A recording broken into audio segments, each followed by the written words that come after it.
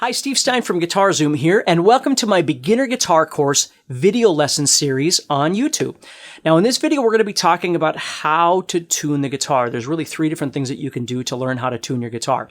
And if you've just stumbled onto this video, please know that there is an entire playlist, sequentially, an entire guitar course that I've created available for you for learning how to play guitar if you've got any questions or you're not sure what to practice and that sort of thing. So check that out.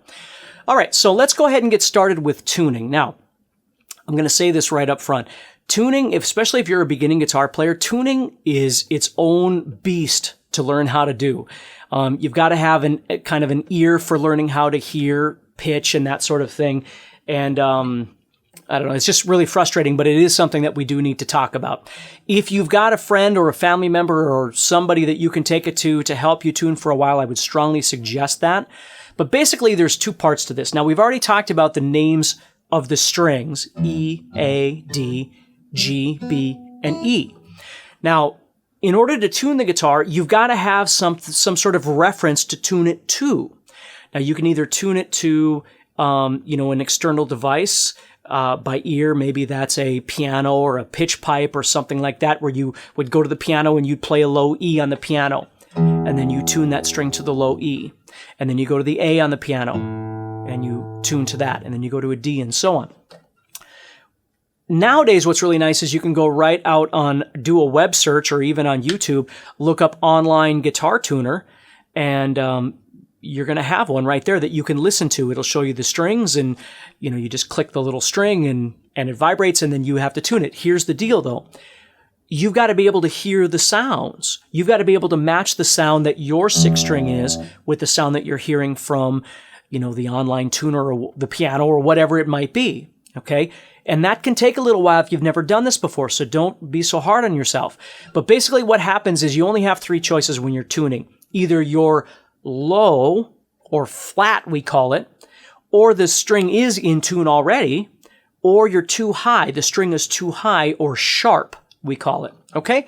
So let's say, for instance, I was tuning to a piano. So somebody goes over to a piano and plays the low E, and I listen to it. Well, first, I've got to be able to match the sound that I'm hearing to that piano. Now, I would go to, in this case, if I was tuning the sixth string, I would go to this tuner right here. And what I want you to notice, and you can even explore this if you want to, just understand you're putting the string out of tune. But if I pluck it and I turn it one direction, right now what I'm doing is turning it clockwise, my string goes down in pitch. If I tune it that direction, if I turn it counterclockwise, the string goes up. You see? So as I'm tuning, one direction is going to tune the string down, and the other direction is going to bring that string back up. Okay? Now, when we're tuning to something, again, this was really tough for me when I first started learning how to play guitar, because I could kind of hear it, but I didn't have a real good sense of the pitch I was trying to, or the sound pitch. This is a pitch or a note, okay, or a tone. All right, so I had a hard time trying to hear that sound and match it with my guitar. Now, as you keep practicing this, I guarantee you're going to get better at it. But one thing is just to kind of get used to the sounds that the strings actually make on their own. Also, another thing that's really nice is kind of get used to how tight they feel when you kind of grab the string and kind of wiggle it a little bit.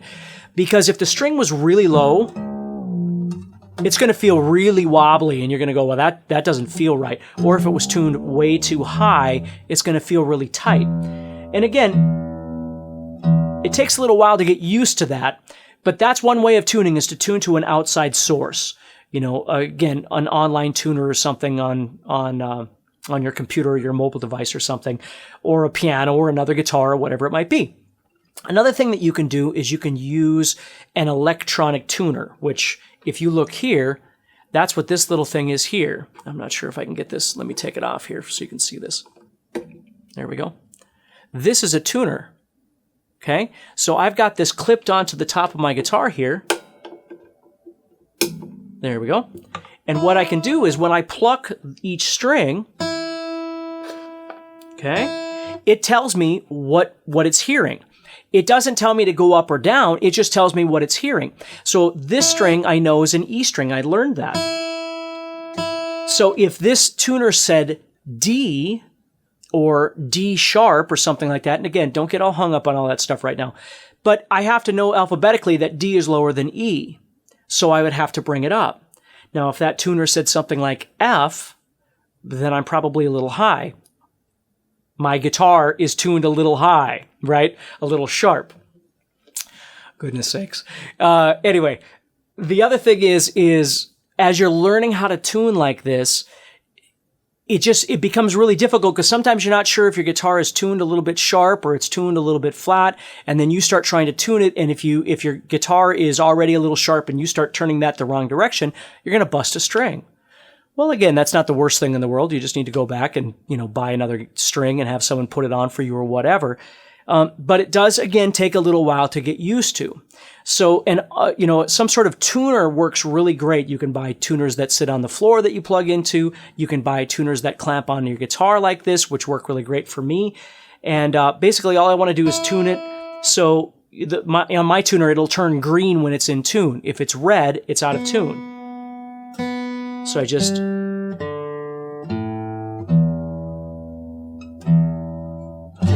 and then I'm in tune. So that's the second way, is using a tuner, okay? Now the last way is you can actually learn to tune the guitar to itself. Now again, we'll get further into the notes and all that stuff later, but what you can do is if you go to the 5th fret of the 6th string, that note is the same as the 5th string open. If you go to the 6th string, 5th fret, now if they sound a little bit different, it's because one string is thicker than the other, okay? So they're going to sound a little different, just like if you played an E on a clarinet or you played an E on a piano or something like that, or whatever the instrument might be. And then you play it on guitar, they're going to sound a little bit different. The pitch is the same, but the what we call it, the timbre, sounds a little bit different. Okay, so you just have to kind of get used to that. Now, if I tune this down, let's check here. Now, you should be able to tell that they're not the same. And if you can't, it's okay. It takes time. But I can tell that this 6th string is lower than the 5th string. So I'm going to turn that.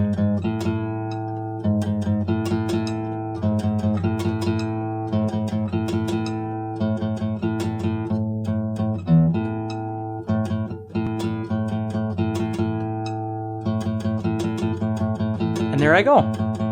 That's how I would tune. Then I can go to the next string and do the same thing. I could tune each one the same way. So if I go to the 5th fret of the 6th string, it's going to make the same pitch as the 5th string. If I go to the 5th fret of the 5th string, it's going to make the same pitch as the 4th string. If I go to the 5th fret of the 4th string, it's going to make the same pitch as the 3rd string. Open, right?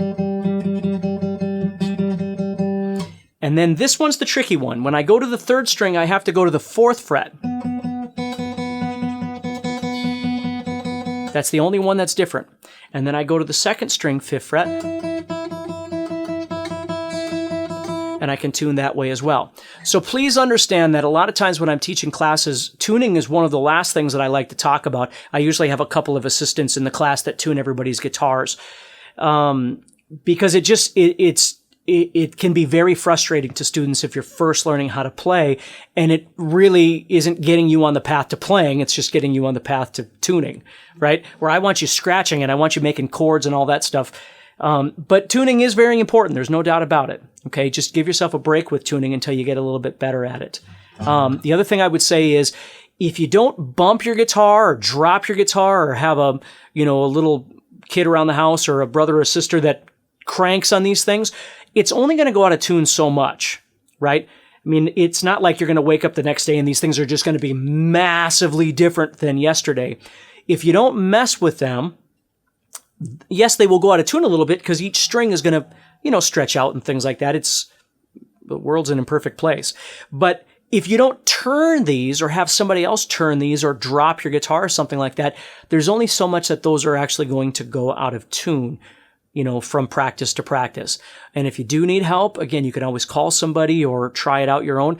When I was a kid, I'd screw this thing up so bad that I'd wind up going to my local music store. I'd bring it into them and they'd fix it all for me. If I had any broken strings, they'd fix all that. They'd give it back to me and I'd start all over again. So again, I know it's kind of a long and boring conversation, but learning how to tune really is something important. So please make sure that you check out the other videos in the playlist with the link below in the description. And also, there's a link down in the description for some free guitar training from me, a free course that you can get as well. So please make sure and check that out. Keep practicing, stay positive, and take your time. Don't be in any big hurry.